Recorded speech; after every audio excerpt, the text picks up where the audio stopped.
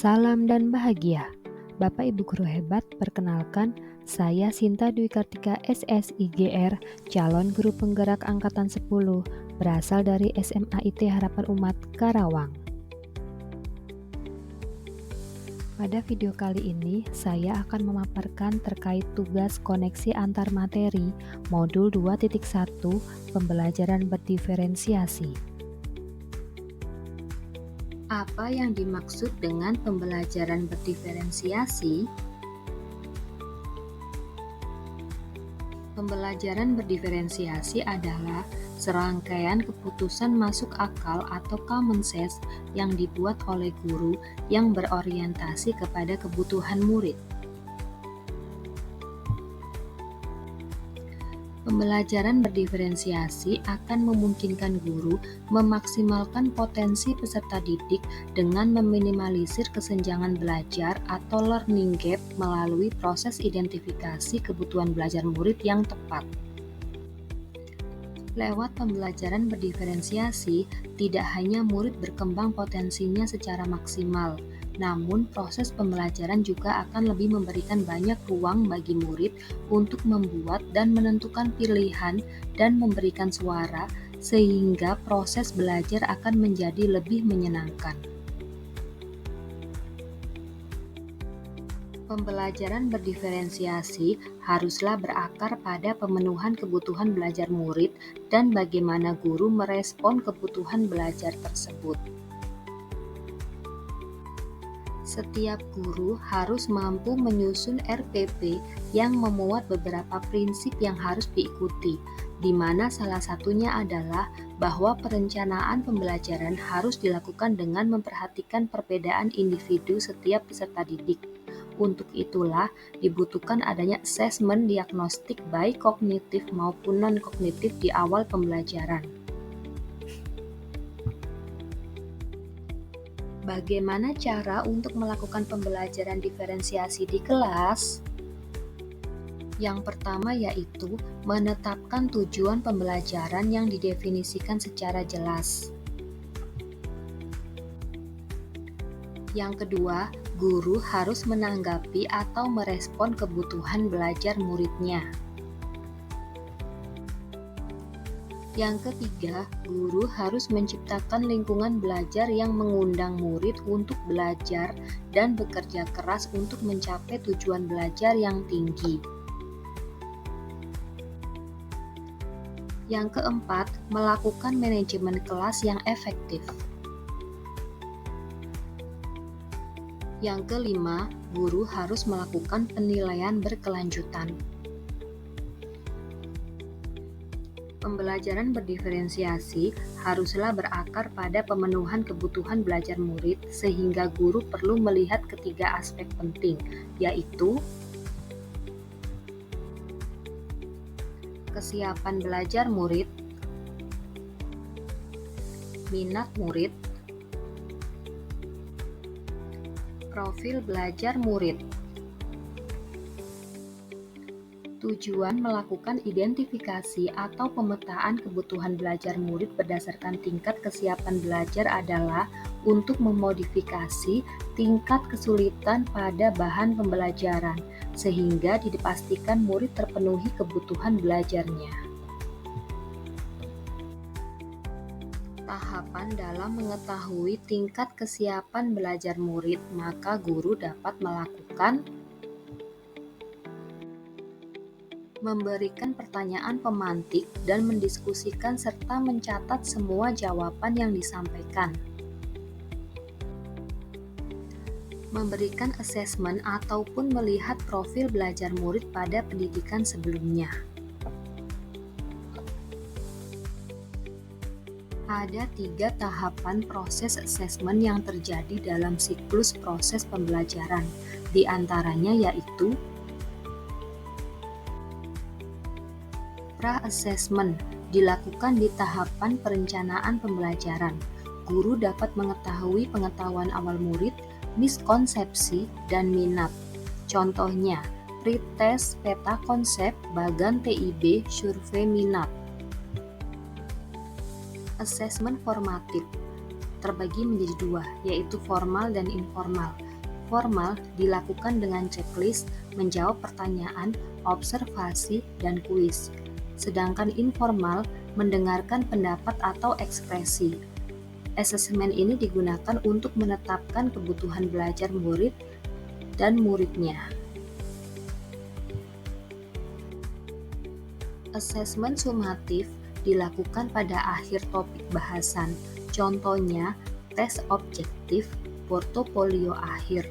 Asesmen ini digunakan untuk mengidentifikasi kebutuhan belajar murid ke depannya. Tujuan melakukan pembelajaran yang berbasis minat diantaranya adalah: yang pertama, membantu murid menyadari bahwa ada kecocokan antara sekolah dan kecintaan mereka sendiri untuk belajar. Yang kedua, mendemonstrasikan keterhubungan antar semua pembelajaran. Yang ketiga, menggunakan keterampilan atau ide yang dikenal murid sebagai jembatan untuk mempelajari ide atau keterampilan yang kurang dikenal atau baru bagi mereka. Dan yang keempat, meningkatkan motivasi murid untuk belajar. Cara guru untuk menarik minat murid yaitu dengan: yang pertama, menciptakan situasi pembelajaran yang menarik perhatian murid, misalnya dengan humor, menciptakan kejutan-kejutan. Yang kedua, menciptakan konteks pembelajaran yang dikaitkan dengan minat individu murid. Yang ketiga, mengkomunikasikan nilai manfaat dari apa yang dipelajari. Yang keempat, menciptakan kesempatan-kesempatan belajar di mana murid dapat memecahkan persoalan atau problem-based learning. Aspek yang ketiga yaitu profil belajar murid. Tujuan dari mengidentifikasi atau memetakan kebutuhan belajar murid berdasarkan profil belajar adalah untuk memberikan kesempatan kepada murid untuk belajar secara natural dan efisien. Faktor-faktor yang berpengaruh pada profil belajar diantaranya yang pertama adalah lingkungan belajar.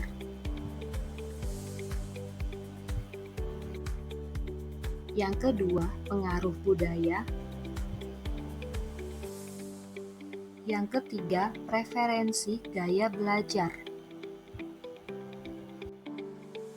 Gaya belajar murid terbagi menjadi 3, visual, auditori, dan kinestetik. Berikut cara-cara yang dapat dilakukan guru untuk mengidentifikasi kebutuhan belajar murid. Yang pertama, mengamati perilaku murid.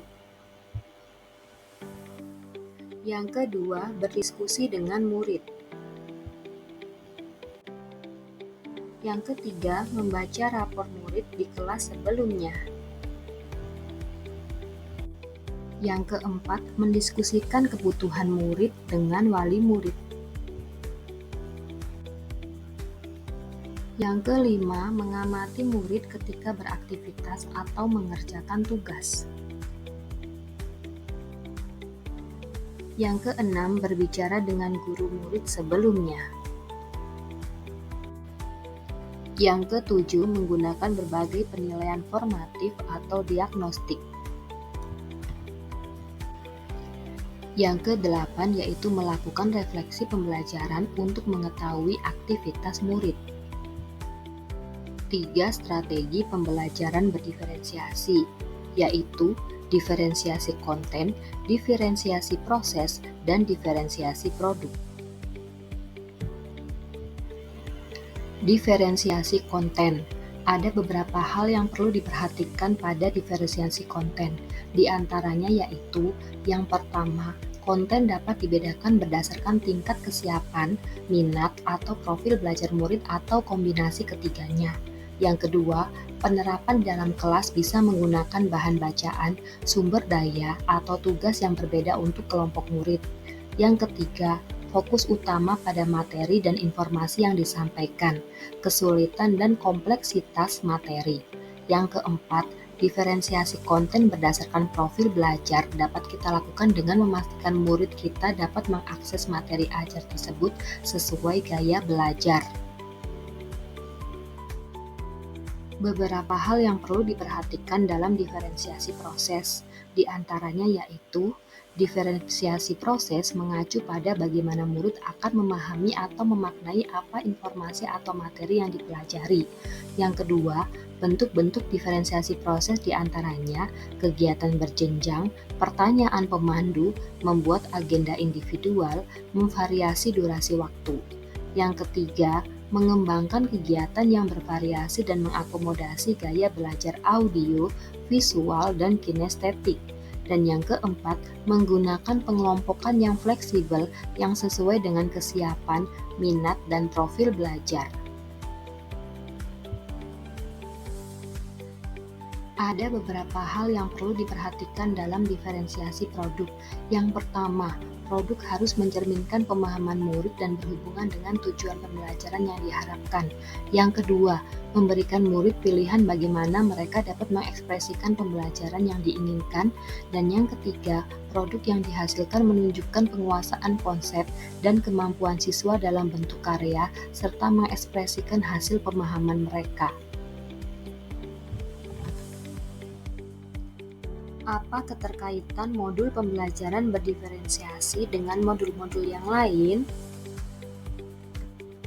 Pada modul 1.1 membahas terkait pendidikan yang sesuai filosofi KHD, yaitu pendidikan yang menuntun murid untuk memajukan bertumbuhnya budi pekerti, pikiran, dan tubuh anak sesuai dengan kodrat alam dan kodrat zaman.